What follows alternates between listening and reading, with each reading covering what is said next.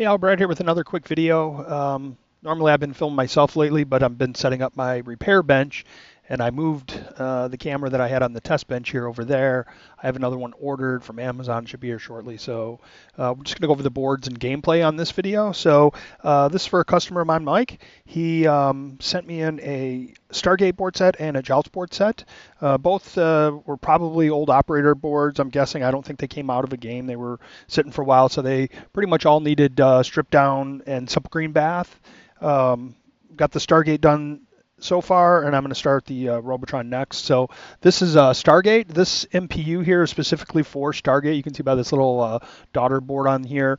This board could be modified to play, the Joust and Robotron and like that, but the way this is sitting right now, the way they came, it's only for Stargate, which again, he's got a Stargate game, so no problem. On this board, first thing we did is go over and take the old battery holder and put on a CR2450 holder, clean everything up. I fill in all the holes with solder, make them look nice. The jumper for the ground, you can see kind of through here, the ground side of the battery goes under the board to the back, and then I just put a little jumper here to that ground plane that wraps around the perimeter underneath. So that's how we get ground there. A lot of times you'll see where they'll put like a jumper here on the outside to get ground to that connection. Went through and pulled all the RAM and cleaned it, got it organized. Everything's been wiped down. Coming back this way, actually the little wires here that to this daughter card, there's one that picks up the E-clock and one that picks up 5 volts. Reworked those. And then back here, we've got a new tantalum 22 microfarad cap for the soft start. The original one was a aluminum electrolytic wet cap. And then over here, I typically put in a new Zener diode for the 5-volt circuit for the low voltage dropout. And the original one's 3.6, and I put a 4.7 volt. So basically, as soon as the voltage drops to 4.7 volts, it fires the reset on the CPU here, the 6809E, and that keeps the CMOS RAM from getting corrupted if you're running a switch or something like that. So we also have all new Nichicon filter caps here. We got the -5, the 5 volt and 12 volt, all new Molex headers with the square pins. Pulled both of decoders. These had these really crummy white sockets. I'll show you. There was one on the soundboard too. And so I replaced those with new double wipe sockets. NOS parts, not any Chinese modern junk. And I did put reproduction labels on both the decoders. The old ones were pretty rough. Pulled the CPU, cleaned the legs, straightened them. And the root cause of this board, the reason I'm guessing it was probably originally taken out of the game, was the CMOS RAM was bad on it. So remove that, put a socket in, got a new CMOS RAM. So now when it first boots, it'll say, it saves everything the way it should. And then generally just went over the board. We've got the ROM board here, so pulled all the socketed ICs, all 12 of the EEPROM, straightened, cleaned the legs, wiped everything down. Got a new reproduction ribbon cable on here that I make up myself with all 3M parts. And then we've got a Nichicon filter cap, and we've got 3 new Molex headers with the square pins. Again, this got a simple green bath, so I pulled the labels and then reapplied them here. Turned out real good. Everything, once I got it all back together, no smoking gun issues here. I/O board, similar to the ROM board, stripped it down, cleaned it, new ribbon cable, new filter cap, 2 new 10-pin Molex headers, and I did test all 18 inputs on a splat board before I switched it over to Stargate. The user that sent the boards in sent a Defender I/O board, which is not compatible, so I'm not sure if he's going to end up using this I/O board with the Stargate or maybe with the Joust or something else. So I did go through and test all 18 inputs, and they all work. So regardless of what game this board goes on, I know it's going to work.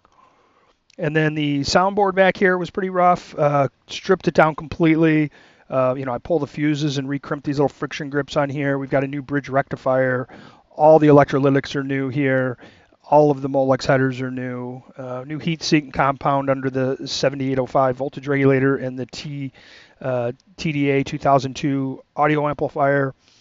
We've got a couple tantalums. I replaced some aluminum. One here for the decoupling for the CPU, one back here, and this one here is your AC coupling for the audio input. And then again, the EEPROM on here, the label was missing on it, had a little round sticker, and then it had one of these really crappy single white real flimsy socket, so I replaced the socket there for that. Cleaned up real nice, and so we'll switch over to the gameplay cam, and I am capturing the video and audio digitally. I used to film it with a camera, and now I can capture it. So let me go ahead and power it up. Should see the rug pattern on there now. That's basically testing the RAM, the DRAM. All systems go. And then right into a track mode. So that tells us, that the battery, CMOS, everything's retaining everything. You can see it's got 8 credits on it. I'm going to coin up and add a couple more here. I'm going to hit start.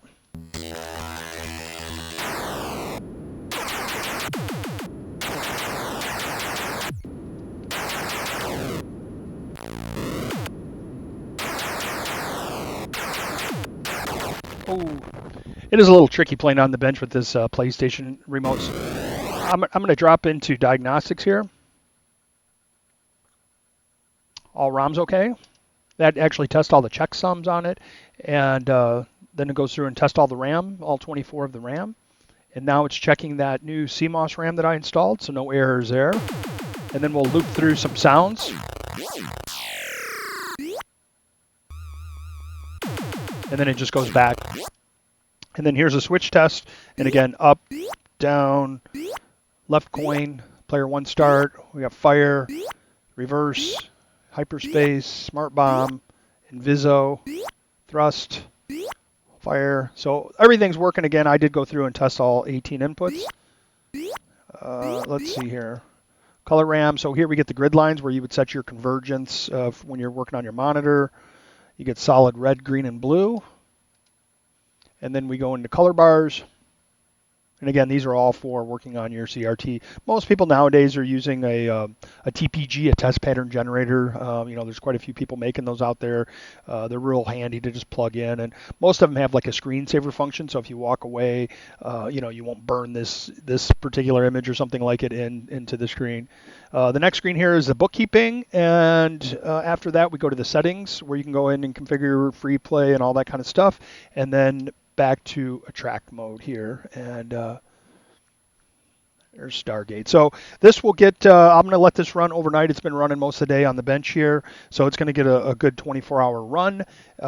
Assuming everything's good, it will get all the separate boards will get put into brand new pink anti-static bags, and then we'll get the joust rolling and then get them coming back to the customer. So thanks for watching the video. Appreciate it.